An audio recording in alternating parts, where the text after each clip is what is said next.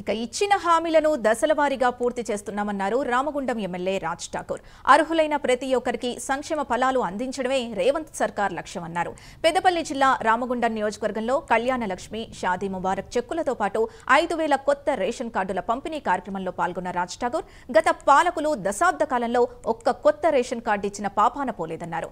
9 లక్షల నూతన రేషన్ కార్డుల జారీ కాంగ్రెస్ లక్ష్యమన్నారు. సంక్షేమ పథకాల అమల్లో తెలంగాణ రాష్ట్రం దేశానికే ఐకాన్ గా మారిందన్నారు MLA Raj Thakur.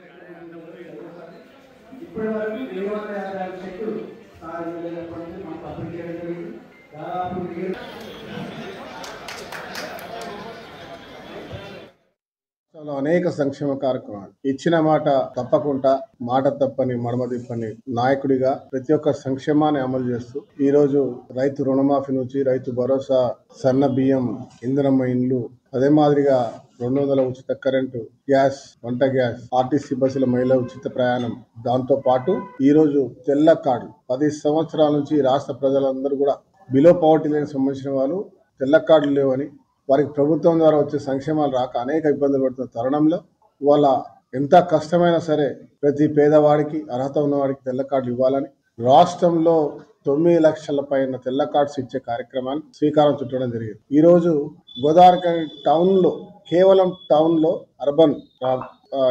Urban revenue division లో ఈ రోజు మొదటి దఫా 5,000 రేషన్ కార్డులు ఇవ్వడం చాలా గొప్ప విషయం. అదే మాదిరిగా రామగుండం అంతర్గాం మండల్లో, పాలకుర్తి మండల్లో పూర్తి స్థాయిలో ప్రతి ఊరికి మినిమం 50 నుంచి 60 మంది కొత్త కార్డ్స్ ఇవ్వడం జరిగింది. ఇంకా ఈ మధ్య కాలంలో అప్లై చేసుకున్నట్టు వాళ్ళందరూ కూడా సెకండ్ విడత